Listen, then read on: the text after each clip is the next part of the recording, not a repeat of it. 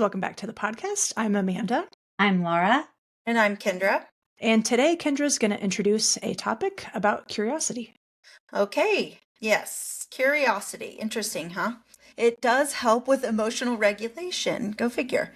So, we're going to talk about curiosity, not so much in curiosity, like you should be curious about medicine, keep up on knowledge, but really how it is an emotional cue for us, a regulator. It really helps keeping us grounded in our high stress environment. It's, as you know, not just in the emergency department, but everywhere, OR, clinic, it can get really emotionally charged at times. And so let us just offer up a perspective that maybe next time that you find yourself in a 0 to 60 moment where it's gone from calm to chaos, we can offer this perspective and help kind of improve your resiliency, beat back that burnout, help with that compassion fatigue, and the weight of the responsibility that we have as healthcare workers and caregivers on the regular. So, of course, we're going to bring in Brene Brown. She's our favorite. And we're going to talk about curiosity as it helps regulate our emotions, counteract shame, and keep us present. Okay, so what is curiosity and why does it matter? The way we're talking about curiosity, we mean it's this open, engaged state of mind that allows for learning and connection. It's the opposite of like being situated in a rigid black and white view or right and wrong of life. So it recognizes that, hey, we actually don't know everything, and there's things that we can learn every day as we move along in life. We can learn from other people, from our patients, and from ourselves about, lots of things, especially about how to manage in relationships. Curiosity is a trait. So someone who is curious is kind of the opposite of someone who's closed-minded. And curiosity is also a state. And it's a state that helps us to be present and kind of accept reality as it is and learn from it. So being a curious person is someone who can experience emotion and then not feel like that emotion creates their reality, but be curious about why am I feeling this way? That's interesting. I'm feeling resentful right now. I wonder what that's about, rather than I feel so resentful and they need to do something about it. So see the difference there. Curiosity involves both having a feeling or an emotion and thinking or cognition. Curiosity can be an antidote to emotional shutdown. And what we mean by that is if you have something that happens and you feel super triggered by it, we can either react as we naturally would, or more regressed or lower mind is more reactive, or we can use our prefrontal cortex and engage in some curiosity about it. Why does that trigger me so much? What is that about? Like, where is that coming from? And do I want to continue to be triggered by that? And it can foster engagement. I wonder why they're triggered by that. What nerve did I touch on that was so triggering to them? And, obviously we can't open other people's minds for them, but we can sometimes help ourselves understand their behavior just by being curious.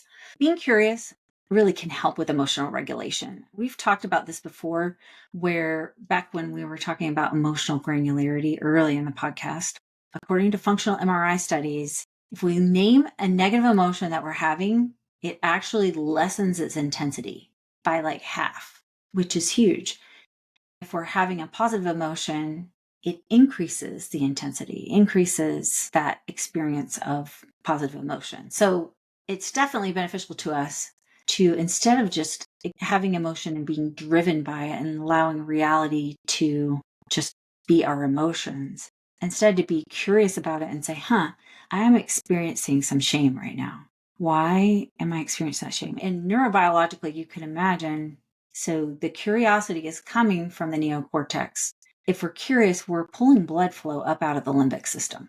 So it makes sense from that standpoint that it's going to help mitigate that negative emotion and help us to emotionally regulate better.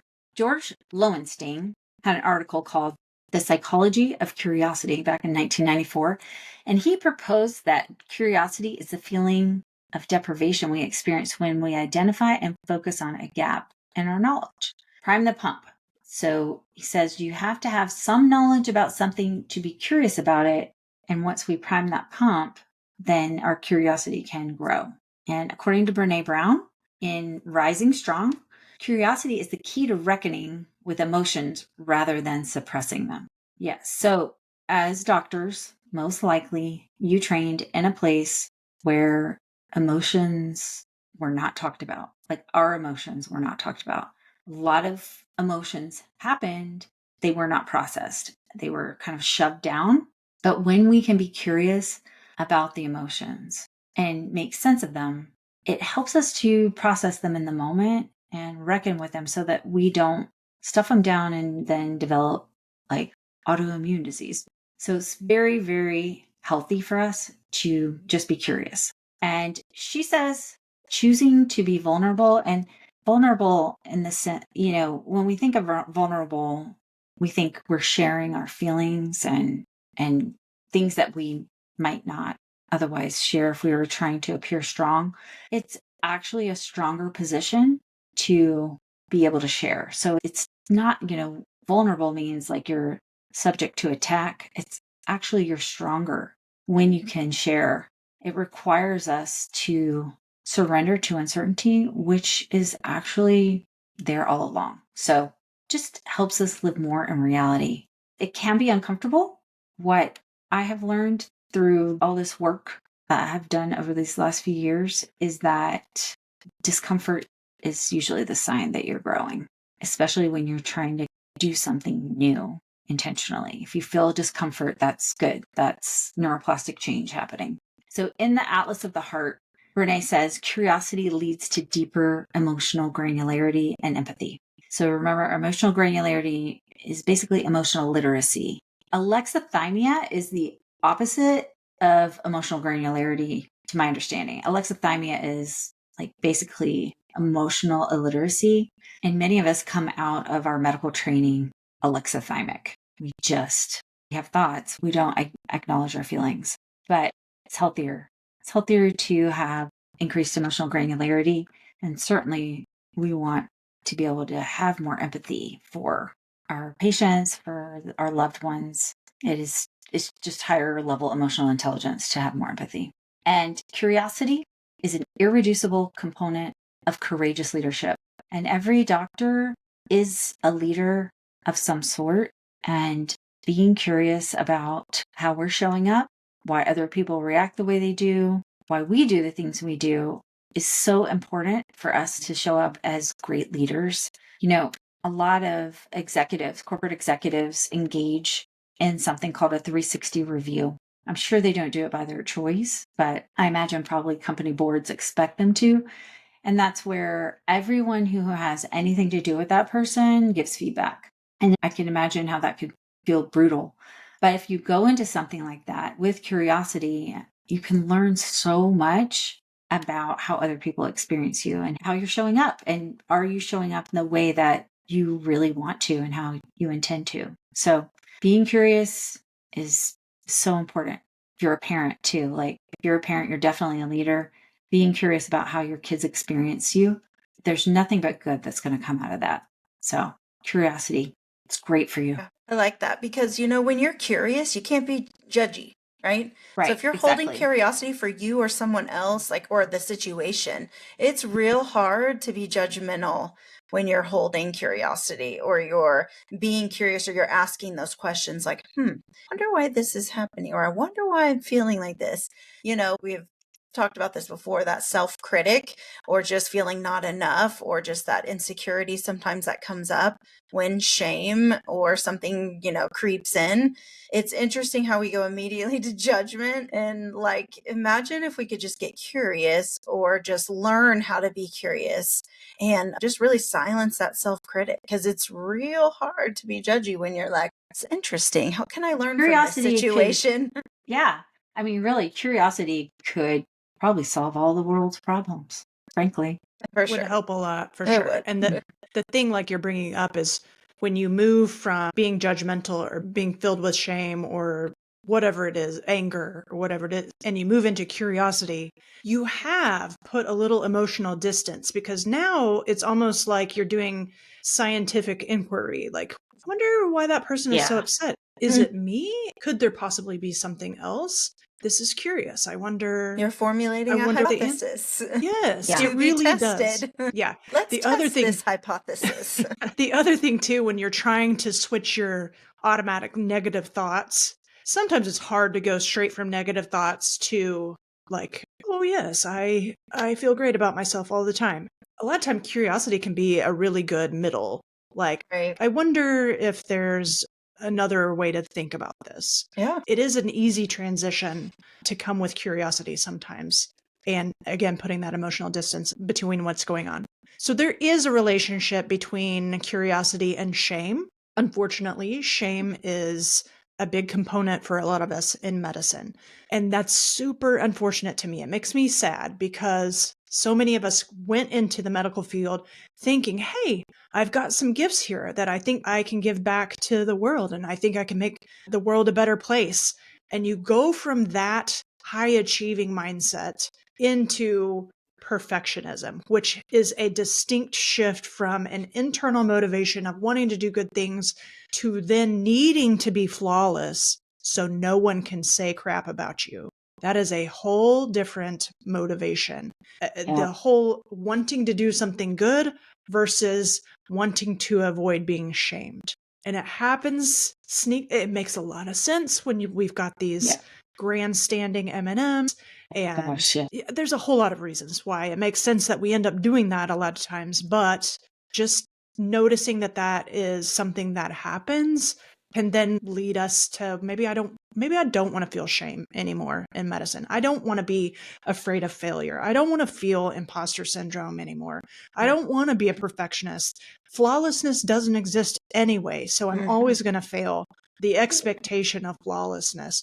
So getting into curiosity can be a next step.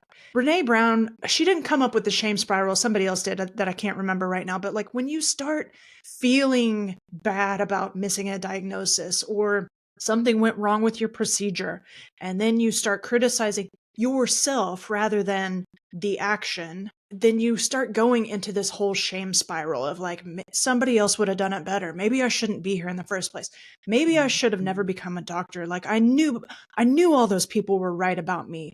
I knew that I suck as a human. Like, whoa, the stitches got infected. It's okay. Like we can deal with this, right? But like you go into the shame spiral. What Brene points out is the way out of it is connection and curiosity about what's going on in the first place. Shame thrives in secrecy. When you start to talk about these things, you realize everybody else is going through the same thing too. That's when you can start to build a bridge out of this shame spiral. And curiosity can help with that quite a bit. Okay. So some examples of how shame manifests in medicine might be the fear of asking for help. Good Lord, what would somebody think if you actually reached out and asked another human being for help with a big problem or assistance? It could look like avoiding patient conversations that feel emotionally challenging.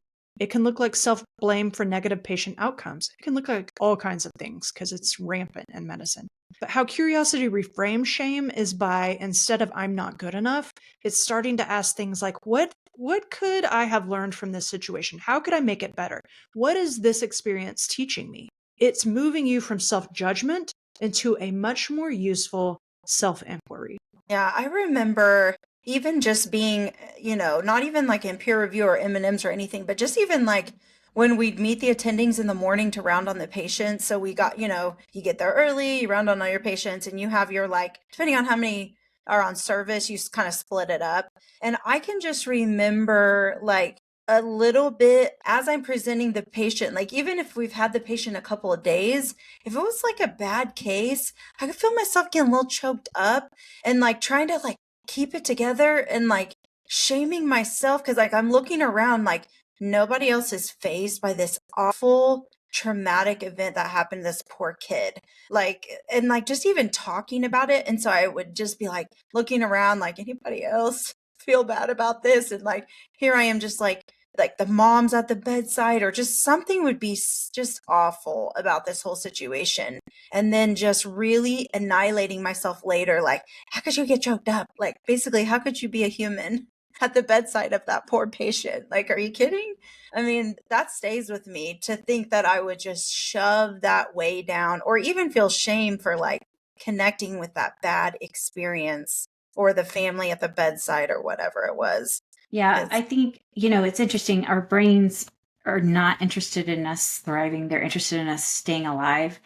And like your brain at that moment is like, oh, you were different than everyone else, and now you're going to get cast out. And so you can't do that. And how dare you put us at risk like that? It's so funny, like what our sweet little brains do. Oh, God bless it. Bless. God bless. God bless.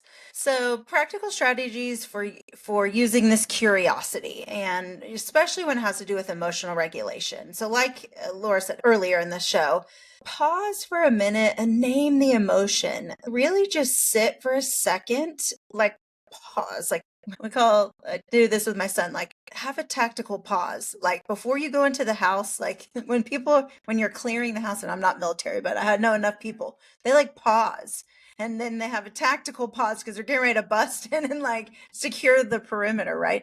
And so I talk about that. But like, what is it if you could just stop for a second and name that, and really just, like Laura said, bring it back up out of that emotional powerhouse of your limbic system and into that prefrontal cortex, where you can actually like allow it to happen, pause, name it, and then you get to choose what to do next. And so that's part of how you become aware. And then instead of just shutting down because you're feeling this wave or overwhelming emotion, instead of shutting down to self protect because it might be uncomfortable, like shame or sorrow or anger or whatever it is, disappointment, what if you chose to engage? What if you allowed it to happen and named it, and then had your wits about you then to make the choice of what to do next?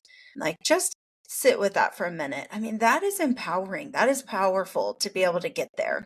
The next step is like asking yourself open-ended questions. Like we said, when you bring yourself out of that self-judgment and into self-inquiry, and ask questions like, what else is going on here? This is interesting that I'm feeling this way. What is this experience I'm in teaching me? Or what can I learn for this? Or what is this telling me, right? Because your body sends signals all the time. So if we can just stay as neutral as possible and say like, oh, I'm noticing a signal. What is the signal saying? What is this trying to communicate to me? And then how can I approach with openness instead of judgment? Like, just allow yourself, give yourself a little grace and the moment to pause. And then what does this look like in patient encounters? Well, when you start feeling that overwhelming bit of rage that sometimes I start to feel in a room, I'm getting ready to rage against the machine. I want to just be mindful that something is causing this overwhelming emotional response, and shift then to curiosity. Wonder why this patient's acting a fool right now. Wonder why this patient is choosing to use these words when addressing a professional. I know, like you can really make it, you can go to the nth degree, but it is about saying like, I am trying to connect, so I'm trying to understand here, but it is triggering a very overwhelming. I do the same in a way. Like when a patient is triggering me for whatever reason, I'm like, I wonder which not very functional family member this is reminding me of. Right, right. I don't actually Yeah. have an Uncle Charlie, but we're going to go with, that's what it is. We're It tapping is. into like old deep down memories. It has nothing to do with that actual patient, but that's what it is. Oh yeah. Okay. Carry on. Oh yeah. Yep. Grandpa's coming back, reincarnate right here in front of my face to haunt me. Yeah. And it's really that thing, because it's very easy once you feel that overwhelming emotional response to just completely shut down and disengage. But we talked to plenty of clients who said their values is connecting with patients. Like when they provide medical care, it's not just about influencing or sharing knowledge. They really want to connect with patients. So what do you need in that moment to stay connected? I mean, even if you have to ask yourself in the moment, like, okay, I'm feeling really triggered. I'm getting ready to like rage against the machine. But what do I need in this moment to stay engaged or staying connected? And it may be like, hold that thought, I need to go take a call. I don't know what the call may be, but it just might be a walk down the hallway and back, like whatever you have to do to really reposition yourself to stay connected. Then, the last thing is reframing this failure and uncertainty that we're all so afraid of, right? How can we, instead of tapping into that self-critic, use the growth mindset we talk so often about? What can I learn from this situation? We've said this 100 million times. We'll keep saying it. In this process, we win and we learn. There are no losers here. This is a process of that growth mindset. Like, I've done well in the past. This is a new situation, a challenge, an uncertainty. What is it going to teach me, or what can I learn? And if we normalize that conversation, if you internally normalize that conversation with yourself, imagine it seeds in a garden of self-compassion. So as you continue to say that, or hold space for you to normalize mistakes or just what you considered was falling short, you're planting seeds in this garden of self-compassion, of grace that will only bloom into this curiosity and self-inquiry and non-judgment. And there's no shame that grows there, right? There can't be shame that grows there. And so becoming aware is key. Understanding the concept is key. But even just practicing, even just a little bit, this may be a big jump for some of you that are listening. This may be like, well, I don't know, this is a chiasm for me, which we understand that. But if you can just start small, if it is just at pausing, if you can start with just that tactical pause, right? Like that's huge, right? If you can sit with that uncomfortable emotion when you feel that overwhelm come and you can sit with it for a minute, that may be where you start. Like these are things to work up to. This is the big picture, the major concept, but it will take just a little bit of effort and intentionality and you'll get there. So like we said, curiosity is a powerful tool for emotional regulation. It helps disrupt that shame spiral and self-judgment, and it really fosters and improves our resiliency. Practical strategies like we talked about include pausing, allowing the emotion, naming it, questions, get curious, staying present, reframing. We win or we learn, right? Every situation can teach us something. And so think about it. Over the next 24 hours, intentionally practice curiosity in a moment of emotional discomfort. So you know when you're getting triggered, you know when you're starting to feel hot in the neck, it's creeping up, right? You're feeling flushed. In that moment, just allow it to happen, but ask, what else is going on here? What is this experience trying to teach me? What can I learn here? Reflect on that impact and then see, did curiosity shift your emotional response? Did it allow you to get back to center or ground you? Did it allow you to reconnect or re-engage with the patient? We want to know. So share your experience. Email us at podcast@thewholephysician.com and tell us how curiosity changed the way you navigate these challenges. Hopefully, this episode resonated with you, so consider sharing it with fellow physicians.